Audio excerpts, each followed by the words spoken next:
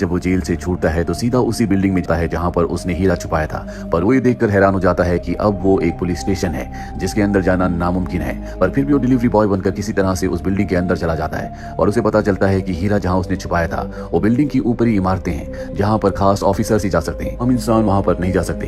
Police officers के पास एक card होता है जिससे वो डोर खुलता है और अब यहाँ पर वो एक पुलिस ऑफिसर को देखता है जिसका नाम कार्लसन है। वो किसी तरह से उसके कार्ड को चुराकर अपने अंकल के पास जाता और कहता है कि मुझे एक पुलिस ऑफिसर की सारी आईडी चाहिए। हालांकि उसके अंकल मना कर देते हैं, लेकिन वो अपने अंकल को अच्छा खासा पैसों का लालच देता है, जिसके बाद उसके अंकल मान जाते हैं और अब वो माइल्स के लिए सारी आईडीज बना देते हैं। उसका नया नाम होता है डिटेक्टिव मेलोन। वो अपनी नई आईडी नई पहचान के साथ पुलिस स्टेशन के अंदर जाता है। उसके पास पहले से पुलिस इंस्पेक्टर यानी कि डिटेक्टिव कार्लसन का कार्ड होता है। उससे वो दरवाजा खोलता है और लिफ्ट से बड़े कॉन्फिडेंस के साथ बाकी ऑफिसर्स के साथ ऊपर की मंजिल की तरफ जाता है। सबसे पहले वो मैन वॉशरूम में जाना चाहता है क्योंकि डक्ट का रास्ता वहां से भी है, लेकिन वहां पर एक पुलिस ऑफिसर होता है, इसीलिए वो लेडीज वॉशरूम में जाता है जहां पर उसे डक्ट दिख जाता है जिसके अंदर वो एंटर करके हीरे को ला सकता है। पर जब वो ऐसा कर रहा होता है तभी ये क्रिमिनल एक पुलिस वाले को धक्का देकर इसी वॉशरूम में आ जाता है ताकि वो यहाँ से भाग सके। माइल्स अपने आप को उससे छुपा रहा होता है, लेकिन अब वो उसी डक्ट से भागना चाहता है जहां पर माइल्स का हीरा है। इसलिए माइल्स को मजबूरी में दरवाजे को जोर से खोलना पड़ता है जिससे टकरा कर वो वहीं पर गिर जाता है। अब पुलिस ऑफिसर्स का बाकी स्टाफ भी यहाँ पर आ जाता है। माइल्स उनके सामने ऐसा बिहेव करता है जैसे वो भी एक डिटेक्टिव है और साथ ही बताता है कि ये उस डक्ट से भागने की कोशिश कर रहा था, इसीलिए मैंने इसे पकड़ लिया। माइल्स उस क्रिमिनल को ऐसा करने के लिए डांटता भी है। यहाँ पर जो पुलिस ऑफिसर्स का हेड होता है वो कहता है कि तुम कौन हो। माइल्स कहता है जैसा कि मैंने अभी एक क्रिमिनल को पकड़ा तो मैं भी एक डिटेक्टिव हूँ, अभी मेरा ट्रांसफर यहाँ किया गया है। और इसके बाद वो अपने सारे नकली डॉक्यूमेंट्स जो कि उसके अंकल ने बनाए थे पुलिस हेड को दिखाता है, जिसमें उसे बहादुरी के ऐसे अवार्ड्स मिले होते हैं जो देखकर पुलिस हेड पूरी तरह से हैरान हो जाता है और कहता है कि तुम अब डिटेक्टिव कार्लसन के साथ काम करोगी। कार्लसन वही है जिसका उसने कार्ड चुराया था। दरअसल कार्लसन अभी पुलिस ऑफिसर बना है और अब कार्लसन को एक केस दिया जाता है जिसमें उसे चोरी की वारदात की जगह पर जाना है। माइल्स भी उसके साथ जाता है। कार्लसन से माइल्स को पता चलता है कि उसके अंकल ने उसकी फाइल में ऐसी बातें लिखी हैं, इससे सब उससे बहुत ही एक्सपर्ट समझते हैं। ये दोनों के दोनों उस चोरी की वारदात की जगह पर पहुंच जाते हैं। दरअसल ये एक वेयर हाउस होता है और यहाँ का ओनर बताता है कि कुछ ही देर पहले यहाँ पर चोर आए थे जो यहाँ से गाड़ी की बहुत ही कीमती स्पेयर पार्ट्स को चुरा कर ले गए। आपने आने में देर कर दी। माइल्स खुद भी एक चोर है, इसीलिए वो हर एक चीज को बहुत ही ध्यान से देखता और समझ जाता है कि वेयर हाउस का जो ओनर है वो झूठ बोल रहा है। इसके बाद वो पास ही खड़े ट्रक को चेक करता है जिसमें सारे वो स्पेयर पार्ट्स मिल जाते हैं जिनके चोरी होने का दावा वेयर हाउस के ओनर ने किया था। वेयर हाउस का जो ओनर होता है वो भी अपनी गलती को एक्सेप्ट कर लेता है। वो कहता है कि मैं इंश्योरेंस वालों से पैसा हासिल करना चाहता था, इसीलिए मैंने ये किया। माइल्स उसे वार्निंग देकर छोड़ देता है। हालांकि कार्लसन उसे गिरफ्तार करना चाहता है पर माइल्स कहता है कि हमें बड़े केस को सॉल्व करना चाहिए, छोटी मछलियों पर अपना टाइम वेस्ट नहीं करना चाहिए। और अभी दोनों के दोनों यहाँ से निकल जाते हैं। रास्ते में माइल्स एक स्टोर में जाता है और जब वो वहां से कुछ खरीद रहा होता है तभी स्टोर के अंदर एक क्रिमिनल आ जाता है जो लोगों को गनपॉइंट पर ले लेता है। हालांकि माइल्स को इससे कोई फर्क नहीं पड़ता, वहीं पर बैठकर चिप्स खाने लगता है। लेकिन जब उसे पता चलता है कि अब कार्लसन भी अंदर आ रहा है तो उसे एक्शन लेना पड़ता है। वो पीछे से उस क्रिमिनल के ऊपर गन तान देता है, पर जब वो पलटता है तो माइल्स हैरान हो जाता है क्योंकि ये उसका पुराना साथी टली है जो उसके साथ डायमंड की चोरी में भी शामिल था। टली भी उसे देखकर हैरान हो जाता है। माइल्स समझ जाता है कि टली अगर पकड़ा गया तो वो भी पकड़ा जाएगा, इसीलिए वो उसे पीछे के दरवाजे से भगा देता है। पर टली की किस्मत अच्छी नहीं होती, उसे वहां पर पुलिस घेर लेती है। वो एक गार्बेज बॉक्स के पीछे जाकर छुप जाता है और अब सामने बहुत सारी पुलिस होती है। माइल्स भी उनके साथ होता है। माइल्स यहाँ पर अपने आप को बचाने के लिए अपने हाथ ऊपर करके टली से कहता है कि तुम गोली मत चलाना, मैं तुम्हारी तरफ आ रहा हूँ, मैं तुमसे बात करना चाहता हूँ। ये देखकर सब के सब पुलिस वाले हैरान हो जाते हैं और अब वो धीरे धीरे टली के पास जाता है और समझाता है कि तुम अपने आप को पुलिस के हवाले कर दो, पर ऐसा वो नहीं करना चाहता। माइल्स कहता है कि अगर तुमने ऐसा किया तो मैं तुम्हें $50,000 दूंगा, साथ ही जल्दी मैं तुम्हें पुलिस स्टेशन से निकाल दूंगा क्योंकि मैं खुद भी अब एक डिटेक्टिव हूँ। उसके बाद टली मान जाता है, जिसके बाद वो एक डिटेक्टिव की तरह उसे पकड़ लेता है और अब कार्लसन पुलिस स्टेशन आने के बाद सबको माइल्स के बहादुरी के किस्से सुनाता है कि किस तरह से वो केसेस को सॉल्व करता है, किस तरह से वो बिना गन के क्रिमिनल के सामने चला गया और उसे सरेंडर करने पर मजबूर कर दिया।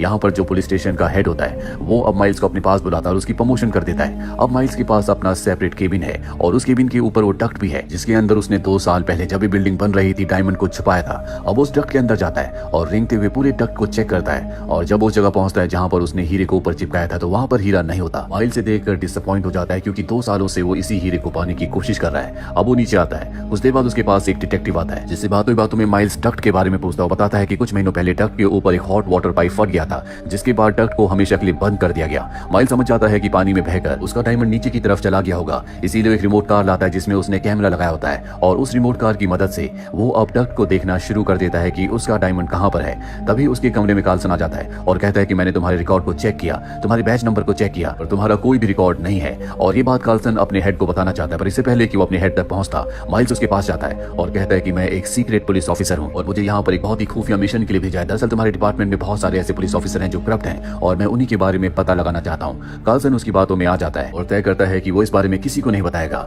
माइल्स को पता चल चुका है कि उसका हीरा जिस जगह पर है वहां से जाने का रास्ता एक दूसरे कमरे से है, यानी कि वो डक्ट वहां से नहीं खुलता बल्कि दूसरे कमरे से खुलता है जो कि बहुत ही सिक्योर है। उस कमरे में कोई भी नहीं जा सकता।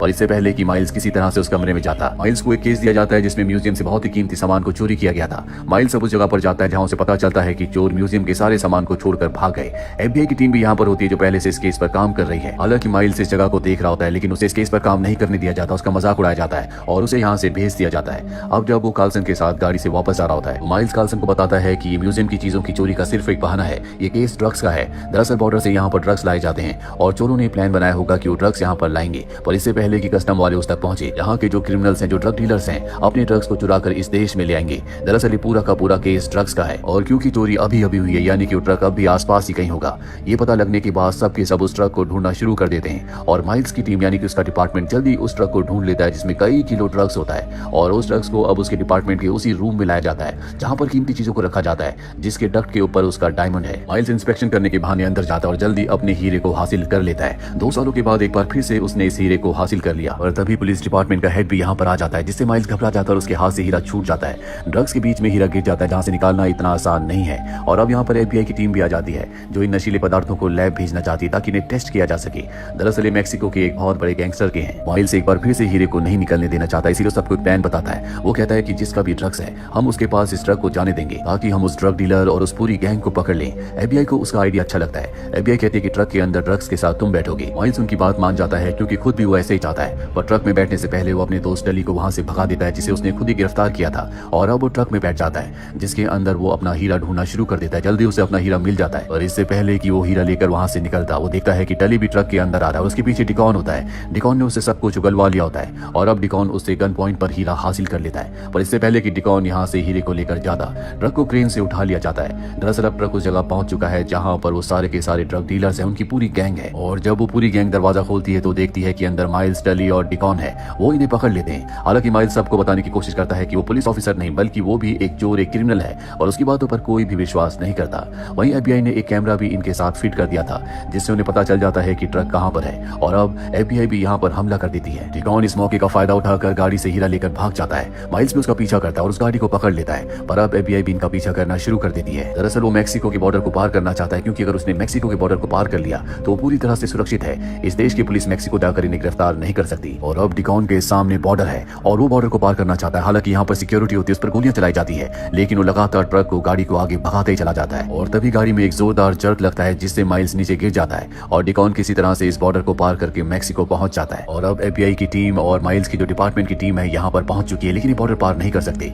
माइल्स को भी ऐसा करने से मना किया जाता है, लेकिन माइल्स इनकी बात नहीं मानता और वो कार लेकर बॉर्डर पार कर लेता है। इसके बाद वो डिकॉन के ट्रक का पीछा करता है और उस तक पहुंच जाता है। उसकी वजह से डिकॉन के ट्रक का एक्सीडेंट हो जाता है और पलट जाता है और अब डिकॉन जब बाहर आता है तो उसके सामने माइल्स होता है। दोनों के दोनों एक दूसरे पर गन तान लेते हैं। माइल्स डिकॉन से कहता है कि मैं तुम्हारे साथ एक डील करना चाहता हूँ, मैं तुम्हें यूएस वापस ले जाऊंगा, तुम हीरा मुझे दे दो। यूएस जाने के बाद मैं तुम्हें जेल से छुड़वा दूंगा और साथ ही मैं तुम्हें इस हीरे से आधा हिस्सा भी दूंगा। डिकॉन उसकी बात मान जाता है, वो उसे हीरा डायमंड दे देता है और ये माइल्स की एक चाल थी। उसने उसके हाथ हथकड़ी से बांध दिए होते हैं और साथ ही अब यहाँ पर मैक्सिकन पुलिस भी आ रही होती है। माइल्स जब यहाँ से निकल रहा होता है तो पलटकर डिकॉन को मार देता है क्योंकि उसने उसके सबसे अच्छे दोस्त एडी को मारा था। और अब माइल्स एक बार फिर से बॉर्डर तक पहुंच जाता है जहां पर एफबीआई और उसके डिपार्टमेंट के लोग होते हैं, वो उसे एक्सप्लेनेशन मांगते हैं। यहाँ पर माइल्स एक बार फिर से अपना दिमाग लगाता है और कहता है कि मैं एक मैक्सिकन पुलिस ऑफिसर हूँ और इसी ट्रक के केस में मैं आपके डिपार्टमेंट में आया था और अब जबकि केस खत्म हो चुका है तो मुझे मैक्सिको वापस जाना होगा। और ये कहकर वो मैक्सिको की तरफ बढ़ने लगता है, लेकिन तभी उसका जो हेड होता है और साथ ही उसका साथी डिटेक्टिव कार्सन उसे कहते हैं कि हमें सब कुछ सच पता चल चुका है कि तुम कौन हो और क्यों तुम नकली पुलिस डिटेक्टिव बनकर पुलिस स्टेशन में आए थे,